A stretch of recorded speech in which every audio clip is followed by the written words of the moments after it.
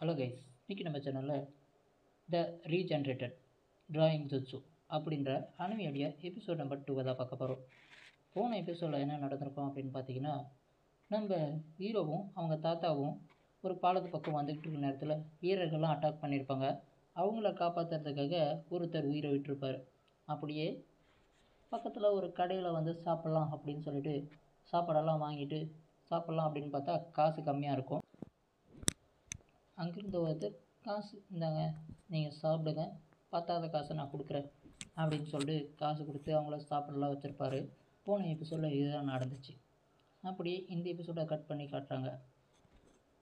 இந்த எபிசோடோட ஸ்டார்டிங்லேயே பார்த்தீங்கன்னா, நம்ம தாத்தா பேர 2 பேருமே வந்து அங்கே உதவுனாங்க இல்லையா ஹோட்டலில், அவங்கள ஃபாலோ பண்ணிக்கிட்டே வந்திருக்காங்க.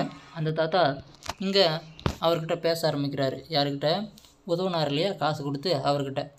மாஸ்டர், உங்களை பார்த்த உடனே கண்டுபிடிக்கிறதுக்கு என்ன மன்னிச்சிருங்க. நீங்கள் தான் லூலின், அதாவது ஸ்வார்ட்ஸ்மேன்ஷிப்பில் நீங்கள் பெரிய மாஸ்டர் அப்படின்னு எனக்கு தெரியும். அதனால் உங்கள்கிட்ட ஒரு வேண்டுதல் இருக்குது, அதை மட்டும் நிறைவேற்றுவீங்களா அப்படின்ற மாதிரி அந்த பெரியவர் கேட்க, என்ன சொல்லுங்கள் அப்படின்னு சொல்லிட்டு கேட்குறாரு. என்னுடைய பேரனை உங்களுடைய சிஷியனாக ஏற்றுக்கணும், உங்களுக்கு தெரிஞ்ச எல்லா ஸ்வார்ட்ஸ்மேன்ஷிப்பையும் என் பேரனுக்கு சொல்லித்தரணும் அப்படின்ற மாதிரி அந்த தாத்தா கேட்டுட்ருக்காரு.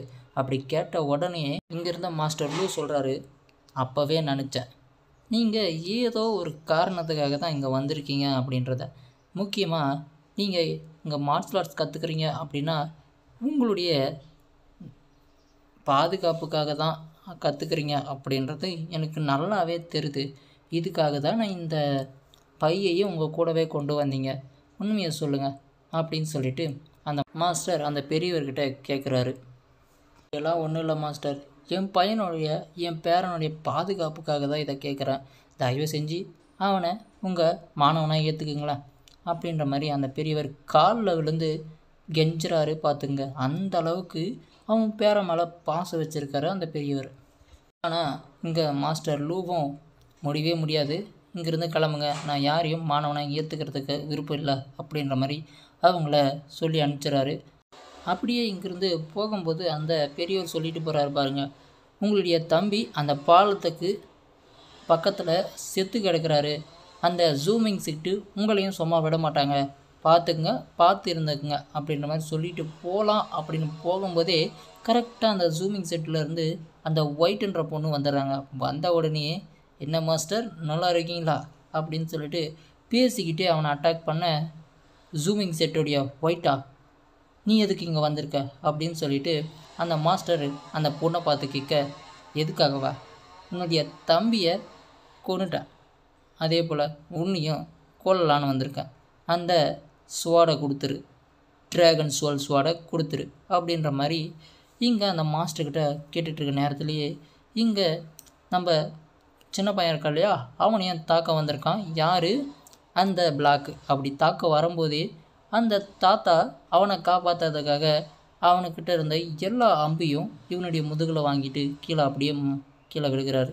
விழுந்த உடனே கத்தி அழுகிறான். என்ன பண்ணுறது ஏது பண்ணுறதுன்னு தெரியல அந்த பையனுக்கு.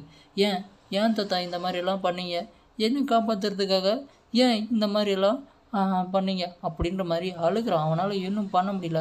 இதை அப்படியே அங்கே பார்த்துட்டு இருந்த ஸ்வார்ட்ஸ்மேன் லூவும் கேட்குறாரு, எதுக்காக அந்த பையனை அட்டாக் பண்ணுறீங்க, அது மட்டும் இல்லாமல் உங்களுக்கு எதுக்கு அந்த ஸ்வாட் வேணும் அப்படின்னு சொல்லிட்டு இங்கே ஒயிட்டுக்கிட்டையும் பிளாக்குக்கிட்டையும் கேட்டுட்ருக்க நேரத்தில் தான் அவர், அதெல்லாம் எனக்கு தேவையில்லாத விஷயம், உனக்கும் தேவையில்லாத விஷயம், எனக்கு கொடுத்த ஆர்டர் படி அந்த ஸ்வாட் வேணும், அதனால் அந்த ஸ்வாடை என்கிட்ட கொடுத்துரு, இல்லை அப்படின்னா நீ இன்னியோட கடைசி நாள், இன்றைக்கி என்ன மார்ச் 17, இன்றைக்கி தான் நீ உயிரோடு இருக்கக்கூடிய கடைசி நாளாக இருக்கும் அப்படின்ற மாதிரி ஒயிட்டு பயங்கரமாக பேசிக்கிட்டு இருக்க. இப்போ யோசிக்கிறான், சரி அந்த பிளாக் எங்கே போனான், திடீர்னு அட்டாக் பண்ணான், திடீர்னு ஆளை காணோம் அப்படின்ற மாதிரி கேட்க, அவன் வந்தால் ஈஸியாக உன்னை சமாளிச்சிடலாம், ஆனால் உன்னை சமாளிக்கிறதுக்கு நான் மட்டுமே போதும், கொஞ்சம் கஷ்டமாக தான் இருக்கும், ஆனால் அவனுக்கு வேறு வேலை இருக்குது அப்படின்ற மாதிரி அந்த ஒயிட்டு பொண்ணு பயங்கரமாக பேசிக்கிட்டு இருக்கா. அந்த நேரத்தில் யோசித்து திரும்பி பார்த்தா இவனுடைய பொண்ணு இருக்கான் இல்லையா, அந்த பொண்ணை கடத்தி வச்சுருக்கான். யார்? அசந்த நேரத்தில் அவனுடைய பொண்ணை பிடிச்சி வச்சுருக்கான் இந்த பிளாக். ஒழுங்காக விட்டுருங்க அப்படின்ற மாதிரி பயங்கரமாக பேசிக்கிட்டு இருக்க நேரத்தில் ஒயிட் வந்து அட்டாக் பண்ண அவனுடைய மார்ஷல் ஆர்ட் சக்தி ஃபுல் எனர்ஜியும் கேதர் பண்ணி ஒரு அடி அடிக்க அவன் வந்து கீழே விழுந்துடுறான். யாரோ ஒயிட்டு. இப்போ பிளாக் அடிக்கலாம் அப்படின்னு போனால் இவனுக்கு பயங்கரமாக வலி எடுக்குது. கையெல்லாம் பார்த்தீங்கன்னா அப்படியே கரின்னு ஆகிட்டுருக்கு. இப்போ தான் சொல்கிறான், நான் சும்மாவே உன் அட்டாக்கை வாங்குறதுக்குன்னா நான் பைத்தியக்காரியா? உனக்கு விஷத்தை கொடுத்துட்டேன். இன்னும் கொஞ்ச நேரத்தில் நீ சாக போகிற. அப்படியே உன் பொண்ணும் சாக போகிறா. உன் பொண்ணு சாகக்கூடாது அப்படின்னா அந்த ட்ராகன் சோல் ஸ்வாட் கொடுத்துரு அப்படின்ற மாதிரி திரும்ப திரும்ப அது ஸ்வாட் கொடுன்னு தான் சொல்கிறாங்களே கண்டி அது எங்கடா இருக்குது, அவங்ககிட்ட இருக்கா என்ன எதுவும் சொல்லவே இல்லைங்க. அப்படியே பார்த்தீங்கன்னா இந்த பக்கம் நம்ம ஹீரோ இருக்கான் இல்லையா, மெதுவாக வந்து இங்கே பிளாக் காலை பிடிச்சி கடிச்சு போடுறான். கடித்த உடனே வழியில் அந்த சின்ன பொண்ணை விட்ட உடனே கத்திக்கிட்டு இருக்க நேரத்தில் இங்கே மாஸ்டர் லூ வந்து இவங்களோட சண்டை போட்டுக்கிட்டு அந்த பொண்ணையும் இவனையும் இங்கிருந்து சீக்கிரம் கிளம்பிடுங்க அப்படின்னு சொல்லிட்டு பேசிக்கிட்டு இருக்காங்க.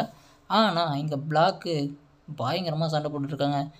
இங்கே மாஸ்டர் லூவால் ஒன்றுமே முடியல. ஏன்னா இவருக்கு தான் விஷத்தை கொடுத்துட்டானுங்களே. அதனால் கொஞ்சம் கொஞ்சமாக அவனுடைய சுயநிலவை இழந்துக்கிட்டே வராரு. இந்த ஸ்வாடுக்காக தான் நான் வந்தேன். ஏற்கனவே இந்த ஸ்வாடை என்கிட்ட கொடுத்துருந்தேன் அப்படின்னா உன் உயிர் போயிருக்காதில்ல. அதுவும் இப்போ ரொம்பவோ பரிதாப நிலையில் இருக்க. சரி, நான் இங்கேருந்து கிளம்புறேன் அப்படின்ற மாதிரி பிளாக்கு தெனாவட்டாக பேசிக்கிட்டு இருக்கான்.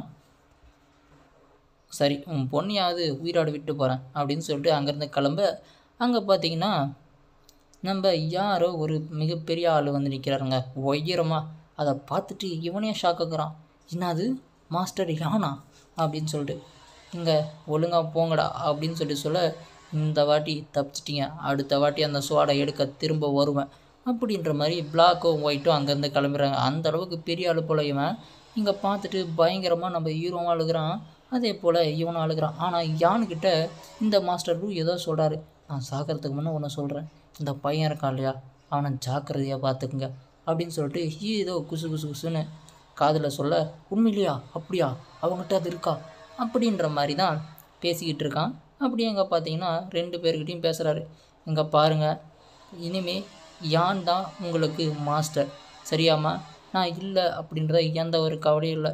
நீயும் சரி, இங்கே இருக்க அந்த பையன் ஜிங்கியானும் சரி, 2 பேரும் நல்லா பயிற்சி எடுக்கணும், அதே போல் நல்லா சாப்பிடணும், நல்லா தூங்கி இது ஒன்று எந்த கவலையும் இல்லாமல் இருக்கணும் அப்படின்னு சொல்லிட்டு அங்கேயே எல்லா விஷயங்களும் சொல்லிவிட்டு அப்படியே இறந்தும் போகிறாரு. அப்படியே இந்த எபிசோடு முடியுதுங்க.